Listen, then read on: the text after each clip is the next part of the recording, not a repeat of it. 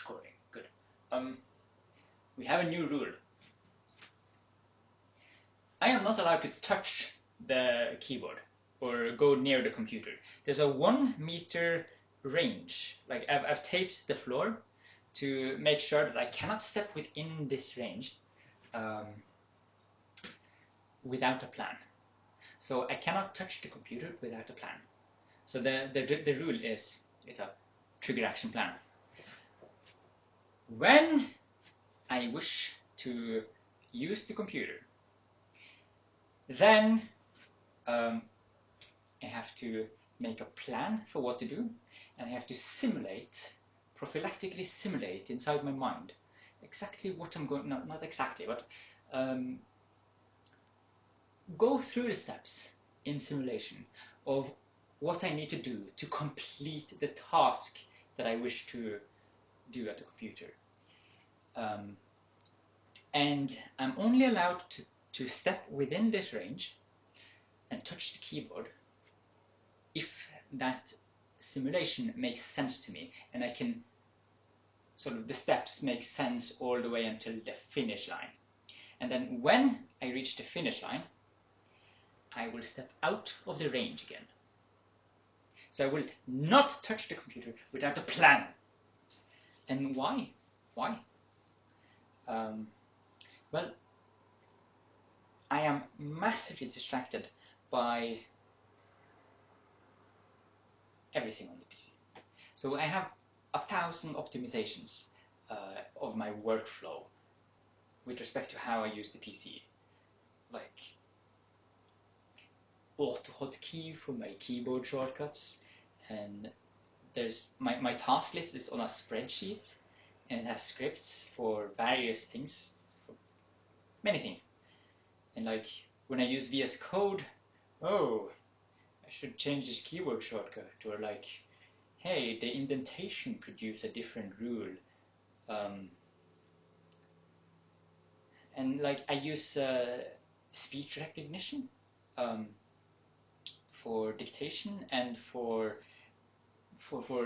toggling toggle to keep track of time and starting various things. And with Windows Voice Access, you can define your own voice shortcuts, and well, I do that. And also, I have reminders on my third monitor with background info.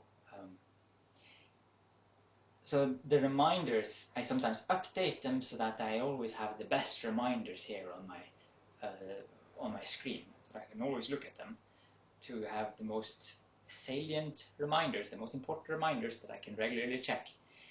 And I need to update those. And with respect to how I use my personal knowledge management tool, Remnote, well, how should I have a particular tag system, and then I keep having ideas. Oh, I should change the way I take notes, and that means I need to refactor all my old notes. Not all my old notes, that would be impossible, but I keep finding things I need to refactor into my new syntax. And so that means, yeah, whenever I take a note, I notice things I need to fix. Whenever I use VS Code, oh, I notice something. I can optimize my workflow here. And it's this endless stream of distractions. And I'm addicted to them. They're so short to optimize. Like, so from the time between I think of something that could be optimized to how long it takes to complete them, that time is very short.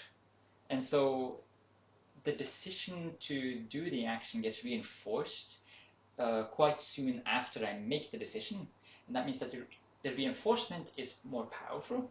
Plus, like, there are many more opportunities to reinforce short loop motivations compared to long-term planning motivations and motivations for plans, which take a bit of perspective. But I need to do those things which actually are based on a plan that extends out, has a horizon for more than like 5 minutes. I'm trying to work toward a long-term goal, and I need to make sure that everything I do is aligned with that plan, with that goal. So I'm trying to detox from all those distractions, and that means, punishing myself with not being able to touch the computer without a plan, and then immediately exiting the range of the keyboard once I don't have a plan anymore. This is the first day I'm doing it, and it's interesting. Like I spend a lot of time here, just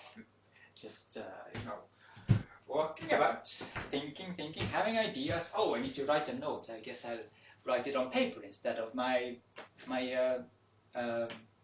Rem note. And by the way, this one is here. This is for checking my task list, so that I can't use the computer, but I still want to be able to do the things on my task list instead of just coming up with random ideas which haven't been vetted for a longer time for whether they are useful. Yes. I'll probably not do this forever because it's very inefficient, but it's good for detoxing. I need it. Detoxing from the distractions. I'll be much more effective later. And also, I forgot to mention that when we have completed a plan to use the PC, if we go through the process of making a plan, simulating it, doing it, then stepping out, if that is successful, we get to roll 1d6, and it's 6 here, but this doesn't count. If it lands 6, I get 3 reward points, and the reward points I use to buy various things. For example, mage fruit, type of candy, and chocolate and cookies, and also I have like for 5 reward points I can eat a slice of pizza, vegan pizza. Okay, I don't eat animals. I'm not a monster. So our regular food is this thing here. It's bread. It's actually very tasty once you have sort of once this is your food, like you have for a long time, and you don't really you're not used to eating other stuff. This is perfectly fine food. It's yummy, and we've intentionally extinguished the desire for like super cool food because I want to make sure that all my desire for food gets channeled into this system of wanting these reward points. So that means if I want nice food, then I have to pay reward points for them. And so I want the things that make me happy and the things that give me reward to cost reward points, because then I can hook various important tasks into those reward points and make sure that I only get reward points when I do important activities. And that way I can hack the motivation for like sweet and tasty food. I can use that motivation. I can feed that motivation into motivation to do important tasks. Now, this kind of self-reward, self-hacking usually doesn't work because, like, if you're trying to self-reward, like you're saying, I can eat a chocolate every time I do something that is good, then the problem with that is that you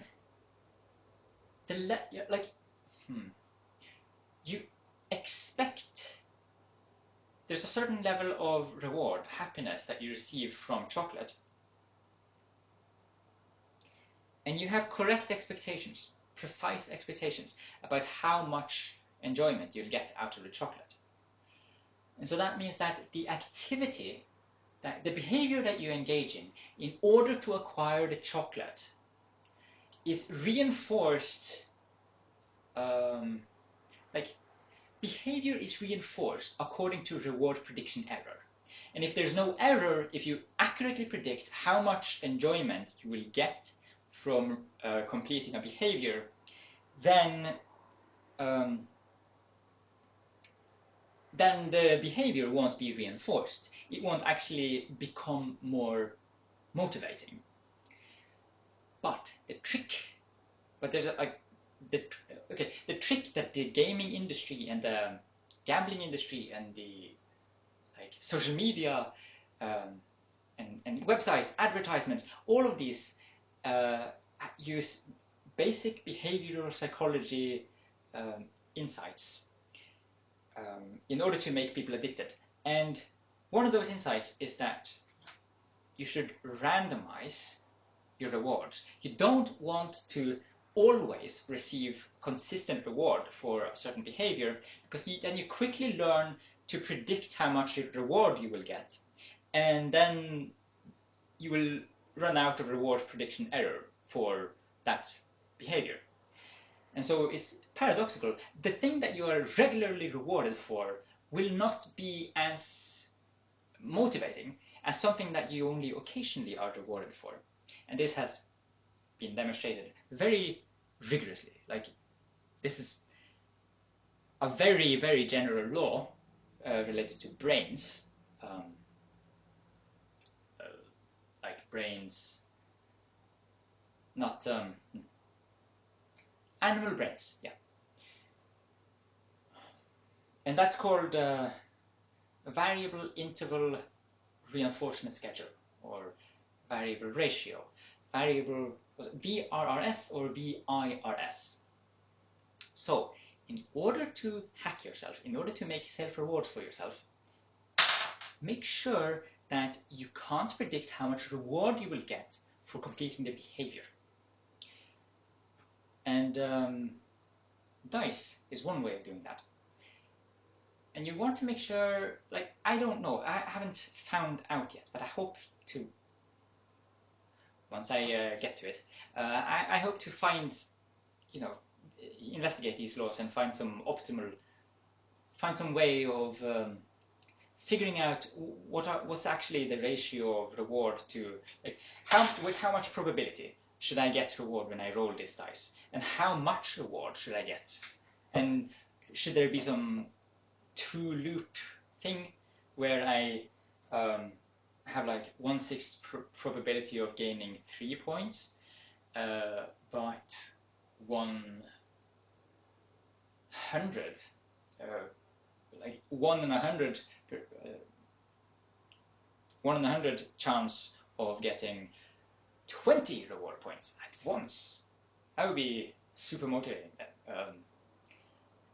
Because games use these. They have like sort of common semi-enticing rewards, like drop tables when you're killing monsters and they drop things, and they consistently give some token reward.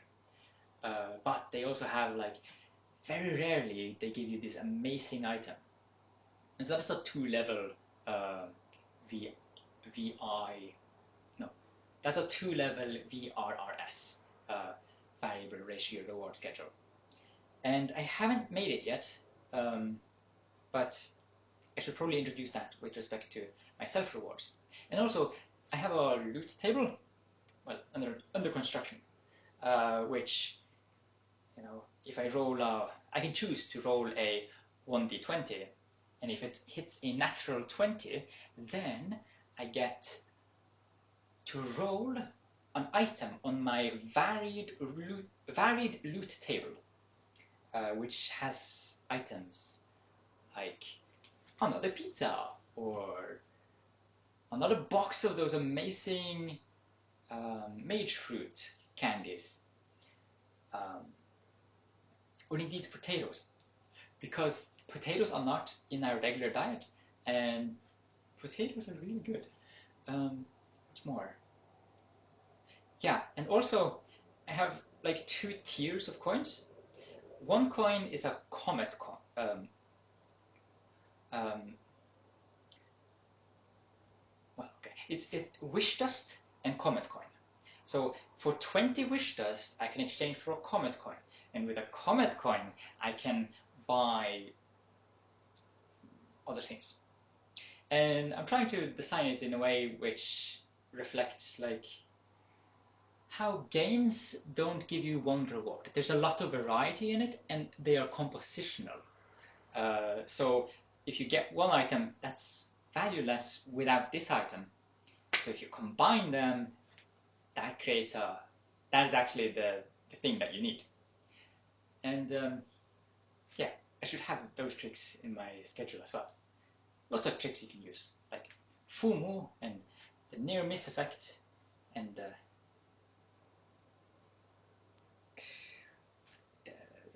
sunk cost fallacy. Those are heavily used in the gaming industry. I should use those too. Okay, so that's my new thing now. Day 1.